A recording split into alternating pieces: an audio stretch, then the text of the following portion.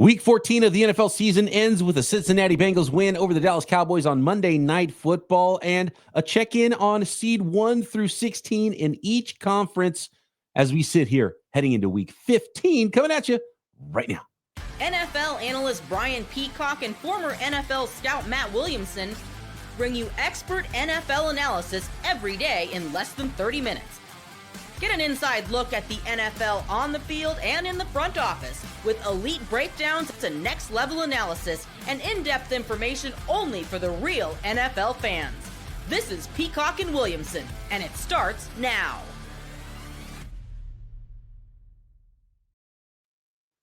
Welcome to the Peacock and Williamson NFL Show. Brian Peacock alongside Matt Williamson at BD Peacock at Williamson NFL. Thanks everybody for making us your first listen on the Locked On Podcast Network, your team every day. We love all of our everydayers out there, and we appreciate all the new listeners jumping in, hanging out with us. Welcome. Subscribe on YouTube or wherever you listen to your podcast. Today's episode of Peacock and Williamson is brought to you by Prize Picks. Go to prizepicks.com/LockedOnNFL and use code, all lowercase, LockedOnNFL to win $50 instantly when you play $5.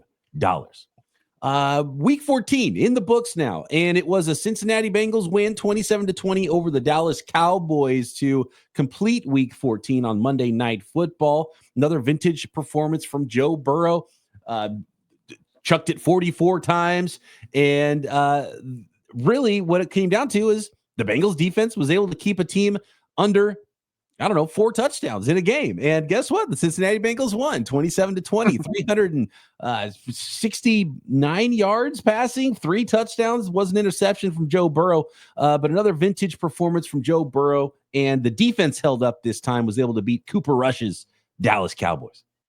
Yeah, unfortunately, the biggest play of the game is you block a punt and it ends up helping the Bengals. Yeah, I mean, it just like summarizes the Dallas season as a whole. And Parsons storms off, and I don't blame him. I mean, yeah, he was not happy. No, and I forget who the player was. I think it was Agabagani. I kill his name. The former first-round pick of the Dolphins. That they brought him up from the practice squad, and your team blocks a punt, he fields it. Dumb, and it bounces off him. Since he recovers, game over, basically. I mean, that's a brutal way to lose. And what was a pretty evenly kind of fun game for two teams that aren't really in it. There was a lot of fantasy ramifications, and I thought Burrow was awesome, and Jamar Chase was unbelievable and lightened things up. So it was kind of a fun game between what we thought would be two high-flying offenses, and Cooper Rush can keep the ship at least moving the right direction. I think a story for Dallas is I think they found a running back in somewhat of a running game.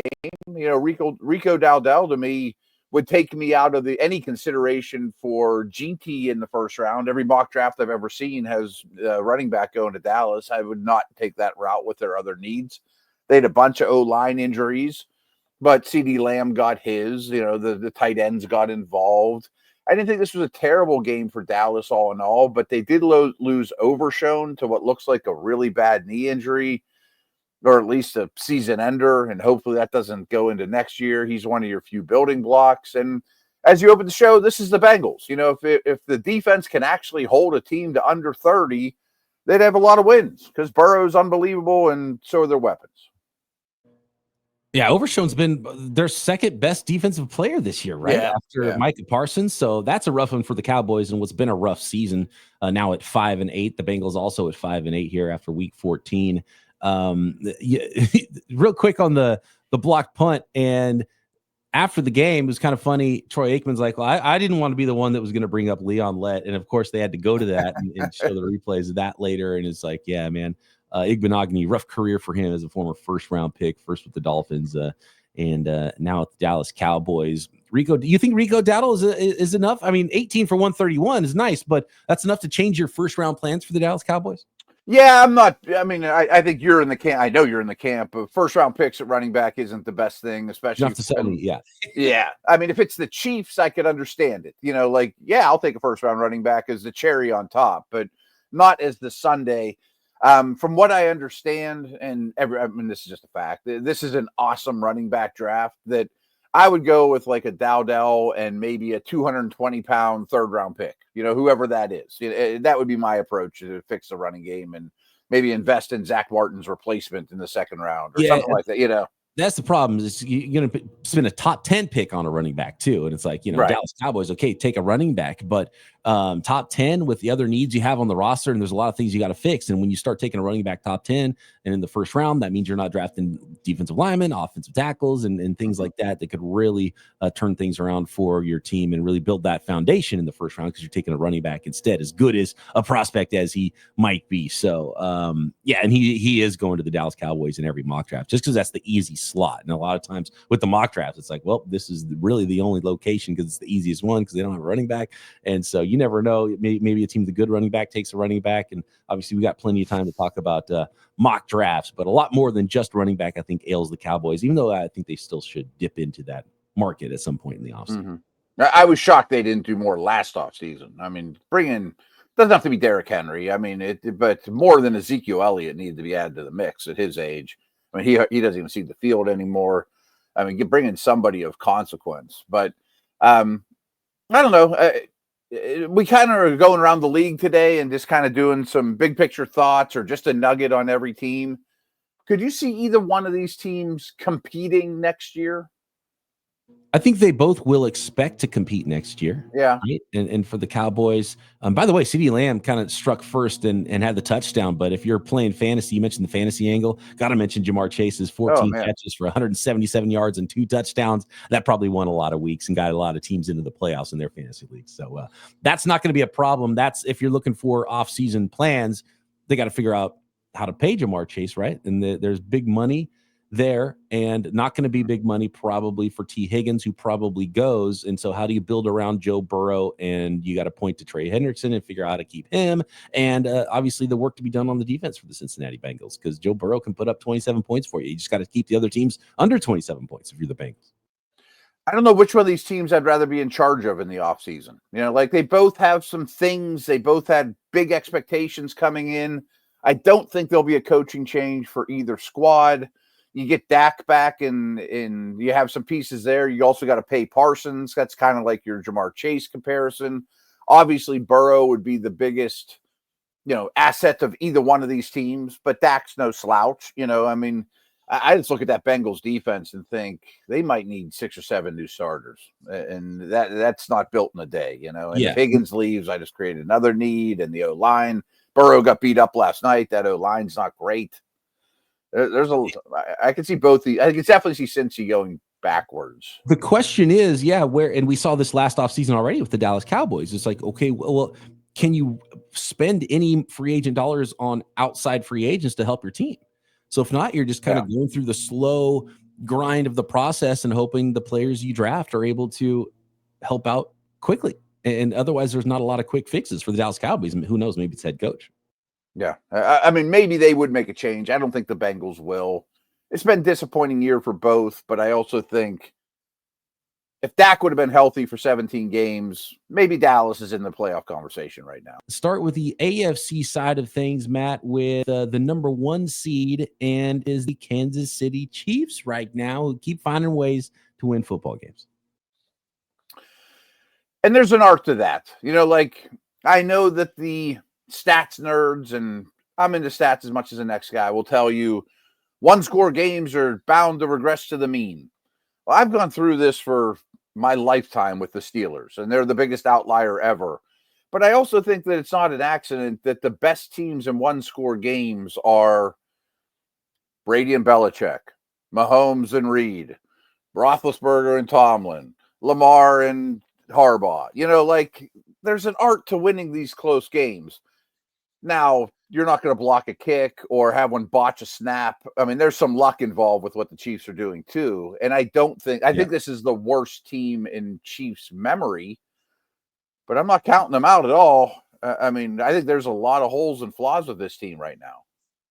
And there were some holes in last year's team, and they still won a Super Bowl, and they keep doing it. So you can't think it's super fluky. But at the same time, I've heard people say that, okay, that still looks like a team sometimes that could get bounced, maybe even in the first round of the playoffs. You think they're that type of a team when it gets to late January? I would definitely take the AFC field over Kansas City, and there's some years that I wouldn't. If we were to power rank the AFC, I think Buffalo's clearly ahead of them, and I could actually make an argument for Baltimore or Pittsburgh. And I'm not trying to be too biased there, but I think the Chiefs have quite a few issues, but they also have the best deodorant ever in the coach and quarterback, More P&W coming up. We're taking a look at every single team in the NFL standings through the AFC and NFC next. This episode of Peacock and Williamson brought to you by Ice Shaker. I'm excited about this one. I was really shocked when I saw how high quality these workout bottles were from Ice Shaker when I got mine. And if you're like me and your holiday shopping list is far from complete, got the perfect gift for the passionate sports fans in your life. Perhaps you've heard of Ice Shaker. Ice Shaker is now officially licensed with the NFL, along with NHL, NBA, NCAA, Major League Baseball, and will make the ideal gift. Created by the Gronk brothers, Ice Shakers has sold over 1 million bottles. They have changed the game with workout bottles, super high quality, and this is the gift you've been looking for. Go to iceshaker.com and use the code LOCKEDONNFL at checkout to save 25% on your order. Kitchen grade stainless steel bottles that won't absorb odor like the plastic bottles do, and a quiet patented twist-in agitator breaks up powders, which is silent though, unlike those shakers of the past with the metal ball and all of that. None of that. You can even do some custom logos as well, customizable workout bottles. And again, super high quality. I was really impressed by these Ice Shaker workout bottles. So you get yours and get one for you and a loved one that's a sports fan in your life. Order your team branded bottles today at iceshaker.com. Use code LOCKEDONNFL for 25% off your order. Ice Shakers, show your support for your team with the best branded workout bottles on the market. Ice Shakers. And this episode is also brought to you by Prize Picks. Prize Picks is the place to play daily fantasy sports. If you love watching the game, you're going to love playing right along with Prize Picks, the easiest and most exciting way to play daily fantasy and make a little money while you're at it, whether it's football, basketball, or any of your favorite sports. Prize Picks makes your holidays bigger and brighter because it's Picksmas time. Holiday season is here. They're giving away $30+ million in rewards during Picksmas and offering 2 free picks in December. And now you can win up to 200 times your money on Prize Picks. All you do is you pick 2 or more players and you pick the more than or less than on their Prize Pick stat projections. Download the Prize Picks app today and use code LOCKEDONNFL to get $50 instantly after your first $5 lineup. That's right, $50 instantly when you play your first $5 at Prize Picks. Run your game. Where are the Bills at? They showed a little chink in their armor there with the defense not being able to slow down that Los Angeles Rams offense. I would tend to put them ahead in power rankings in the AFC over the Chiefs. But they, and look, you're not going to just go through and win every single football game. No. And they had a nice little winning streak going, but the winning streak now over. And again, there's to your point, I don't think there's any shame in losing to Stafford and in their building. Okay, you lose games. Now, a lot of people to me have been like, man, I'm really worried about the Bills defense now. Do you see the Rams slice them up? Yes and no. Part of that's just an awesome quarterback putting the ball where nobody else can get to it. I mean, a lot of that was good defense, bad results because you just played a stud on a hot day, on a heater. But my worry with this team, and this is something I've harped on over the years about their offense, is the defense isn't built to play in Buffalo. They're a nickel-only, lighter defensive front. The underlying story of that Rams game was Kyren Williams is getting 5-6 yards every time he touches the ball, and to me, that's how you beat the Bills is bring a big back into Buffalo and run against nickel and keep Allen on the sidelines. Something I didn't quite realize about the Pittsburgh Steelers, and I'm sure you were more in tune with this, by the way, at 10-3, we're talking about tiebreakers here for the 2nd and 3rd seed in the NFL playoffs right now in the AFC. And the Pittsburgh Steelers would be 3 because the Buffalo Bills would win the tiebreaker over Pittsburgh based on strength of victory. And I'm looking at strength of victory and strength of schedule here. The Steelers had the easiest strength of schedule so far in the NFL. They're the only team under a 400 strength of schedule for opponents winning. Really? Yeah. I knew it was low. I didn't know it was last. I actually just wrote this note a minute ago. They have faced the easiest slate of offenses in the league thus far. And starting this week, they face the hardest going forward. I mean, they have the rest of the week, the rest of the schedule is awful. They go to Philadelphia, which they haven't won in my lifetime in Philadelphia, including like a preseason game or anything.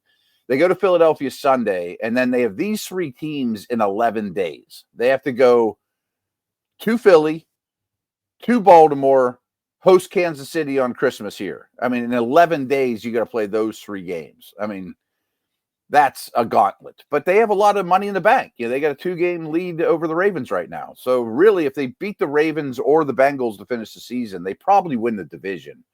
I just don't know if they can get any better than the 3 seed, though. 4 seed would currently be the Houston Texans. That's about as locked in, I think, as seeding gets. I don't think the 8 seed Indianapolis Colts at 6 and 7 have any opportunity to catch the Houston Texans. Talking about strength of victory, though, different from strength of schedule. Yeah. Texans have a tougher strength of schedule than the Steelers had this year, but a worse strength of victory. So they haven't beaten as good of teams as the Pittsburgh Steelers have. And so if there's any tiebreakers there, they would lose it, although they're still 2 games behind the Steelers. They're not going to catch the Steelers. So it's going to go Chiefs 1. It's going to go Bills, Steelers in some order 2 and 3. And it's going to be the Houston Texans as the 4 seed. So this is a Steelers note that you just brought up, but it applies to all teams. Like on our Steelers show, we were saying now it's time to root for the eliminated teams that you beat. Like it helped the Steelers that the Bengals won last night. Like no one around here roots for the Bengals, but now root for the Bengals because that helps your average, strength of victory. Like they beat the Falcons in week 1, which looked good 3 weeks ago, but now the Falcons are on a 3-game losing streak and it's killing the Steelers' strength of victory. Like you got to pay attention to those things for all these teams fighting for playoffs or tiebreakers. And I think you're right. The Texans are going to be the 4. And maybe I'll lump Baltimore in this too because they're number 5. But I think the bye comes at a great time for those teams. Like it was a long, hard slog going, 12, 13 games in a row without a bye. But getting one now, I'm sure they spent 2 weeks working on their protection schemes. The Ravens looked at special teams and blown coverages and penalties. And these things have been plaguing us all year. Now you got this short little stretch before the playoffs. I think that's a nice benefit if you were able to withstand it to this long. That's a great point for the Baltimore Ravens because there are times where like, man, is this the best team in the NFL? Is this the number 1 power ranked team? And right now they're the 5 seed in the AFC and have lost a lot of games and too many games probably by their own admission. And so getting some things right for the Texans and the Ravens is really important at this time of year. And there's 3 8 and 5 teams right now that are really kind of getting pretty close to locked into those 3 wild card spots, and then tiebreakers will take over. Right now, it would be the Ravens winning tiebreaker over the Chargers based on head-to-head win percentage. A division tiebreaker was initially used to eliminate the Denver Broncos because the Chargers have the tiebreaker over the Denver Broncos based on their head-to-head for the division, which, whatever the division tiebreaker is, takes precedent over, the rest of it. So that's why it goes Ravens, Chargers, Broncos right now in that order, 5, 6, 7 seed in the AFC. Okay. And I think we probably all believe the Ravens will stick at the 5. Yes. Which isn't bad. You get to go to Houston. I bet they're favored in that game. I mean, who knows? It's a month from now, but I mean, that's not so terrible. Yeah, absolutely. Ravens would be favored over the Houston Texans right now. Chargers and Broncos, where are you at on them?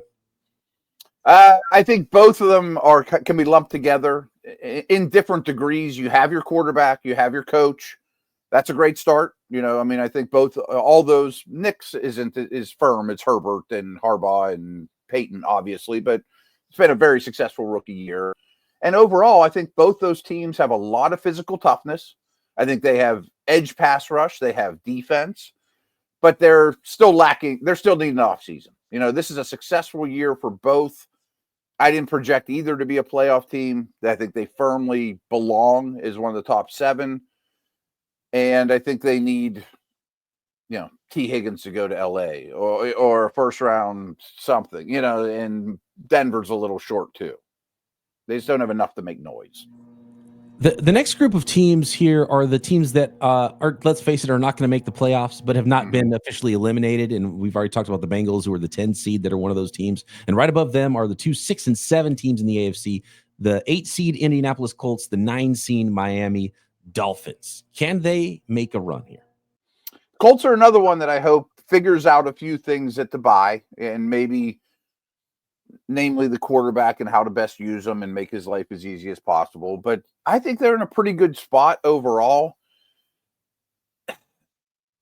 I mean, are they one stud defensive player away or something like that? Like, I hate that they play so much cover 3 old school Legion of Boom football. Like, I would consider changing the defensive scheme and really be a time of possession attacking, time of possession offense, attacking defense based on who your quarterback and run game is, and Right. Quentin Nelson, and it's almost like hurry up and wait with the Colts. And I think, defensive coordinator is really the one big thing you could see changing, because they've got to see it through with their quarterback, and you just got to kind of try to add some more talent and see where you're at next year. And then maybe things get warm for coaches and stuff, I think, next year. But right now, it's just a weird spot. Hurry up and wait. You got to see the process through if you're the Colts. Dolphins are on the opposite side of things, because there's much more expectations coming in.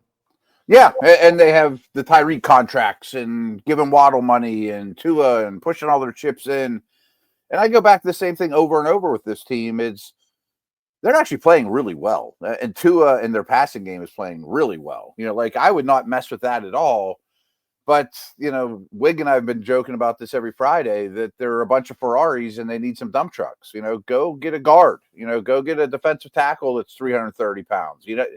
Your division is a cold weather division, whether you like it or not. You have a huge advantage at home and early in the year, but history shows that you can't win the tough, grinded out type of games. It's not even cold. It's just weather and, that type of football game. Next are the eliminated teams, the fan bases that are already looking at mock drafts, and the Cleveland Browns at 3-10, Jacksonville Jaguars at 3-10 are really super easy to me, because Browns got to figure out quarterback and the Jaguars got to figure out head coach. Yep. I think it's pretty much that simple.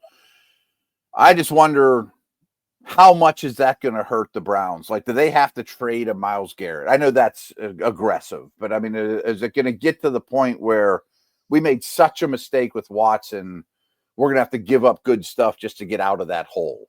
Yeah. Well, I don't think Jacksonville's in that situation. How hard do you have to reset that situation? Yeah. I mean, maybe you just draft one in the first round and bring back Winston and you hit one, and you're okay and you can survive. But that might be a really slow Band-Aid pull. Is the right quarterback there for you is a big question. Quarterbacks, New York Jets are just in a weird spot. I don't even know what the answers are there. No, me neither, except for they have 5 or 6 really nice building blocks, Sauce and Wilson and those type of dudes. And some of these are as simple as ownership needs to get out of the way, but that's not going to happen. So it's not even worth bringing up. I mean, right. I'd still rather be in the Jets situation than the Browns. I think I'd rather be in anyone's situation than the Browns, just because they haven't had first round picks forever. And then they have so much dead cap space with Watson going forward too. So like, the past plagued you and the future plagued you, that's tough.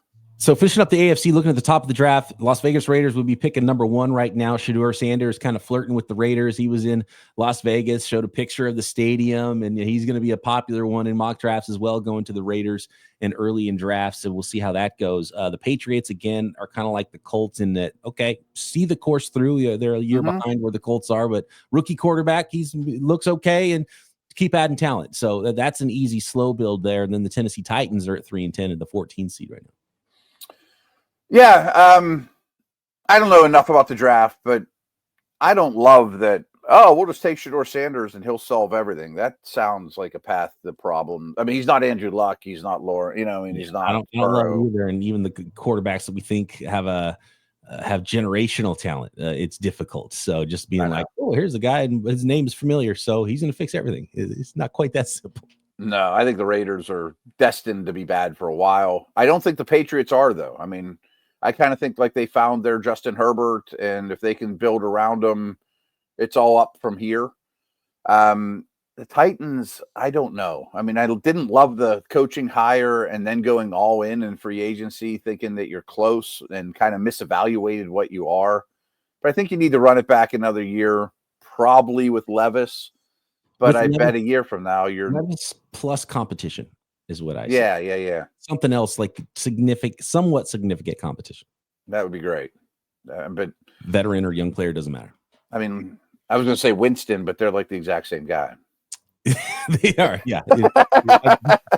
keep the younger version of the same. Yeah, that's actually Levis. They're very similar. Yeah. Yeah, you're right. All right, 1 seed Detroit Lions, and checking in on the NFC, taking the temperature right now after 14 weeks. Next.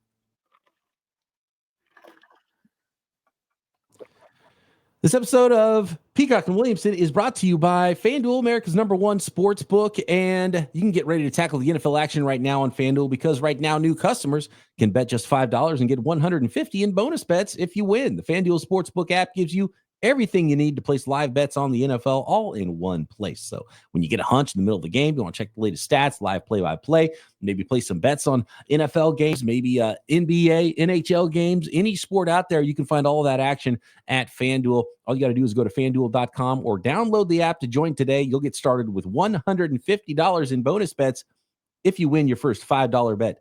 That's FanDuel.com. Never waste a hunch and make every moment more with FanDuel, an official sports book partner of the NFL.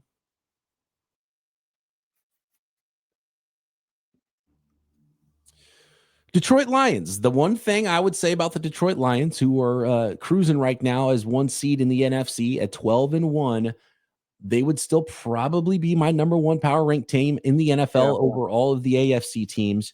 But the defense has given up some points, and the offense can do a lot. The defense has showed that they're pretty awesome at times too, but maybe you get a quarterback that can win a shootout over Jared Goff is how you beat them and knock them out of the playoffs potentially.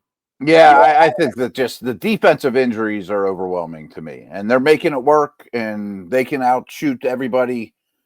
But and I'm sure some of those dudes will come back. I'm not counting on Hutchinson in the Super Bowl or any of that kind of stuff we've heard. But the coaching staff has done a tremendous job with the next man up thing. But that always makes me laugh in the NFL. Well, we have a next man up in mentality. That's great, but there's a reason number 2 is behind number 1. He's not as good. Right, yeah. Yeah, they've done a phenomenal job because they've had a lot of other teams have had injuries, and the Lions have done a lot better job getting through it. Can they continue to do that would be probably the only question in a powerhouse football team. The Philadelphia Eagles showed some signs of weakness, nearly dropped one to the lowly Carolina Panthers, who are the 15 seed in the NFC right now. 11-2, though, Philadelphia Eagles. So Tuesday is my prepare for Steelers opponent stats, breakdown, everything about the upcoming opponent type days. And so that's the Eagles for me today. And I've started for a while, and obviously I paid attention to this team all year. They've got 6 straight games with more rushing yards than passing yards. You know, like they're awesome. I mean, I'm really impressed with the team, but I promise you the Steelers and the Carolina Panthers did this to some degree with much less players. They're just going to keep Hurts in the pocket and make him throw, even if it's 4 seconds into the play. And if he beats you, he beats you, but he hasn't been great. You know, I'm talking about Super Bowl stuff. I mean, not just like getting to the playoffs. And good on Fangio and the defense, and a lot of young players added to the mix there. But A.J. Brown, I think the easiest note on them is, quote, passing. And that's what they're still trying to figure out right now with the Eagles. Very much so. Seattle Seahawks would be the 3 seed right now as leaders of the NFC West at 8-5. Another really successful year. It's kind of like the Denver Chargers conversation with, Chargers with a new coach. I think their defense is phenomenal and is totally bought in. Their O-line is just still so problematic that it's going to hold them back without question. Are the Tampa Bay Buccaneers about to run away with this thing? 4 seed now leading the South, and a huge game up on the Atlanta Falcons. Now, remember, the Falcons do have the tiebreaker, but I think there's a good opportunity for the Bucs to just win that and not have to worry about tiebreakers in the South.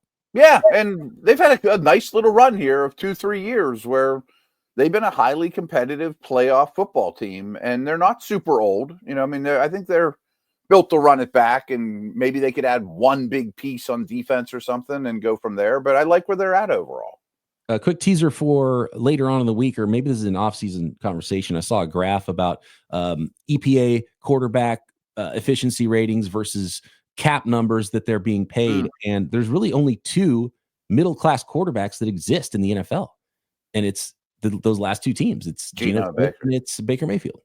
That makes sense. Especially Geno. Geno's right in the middle. He's right in the middle in efficiency, right in the middle of he's the only dot in the middle of this graph. It's really fun. Wow.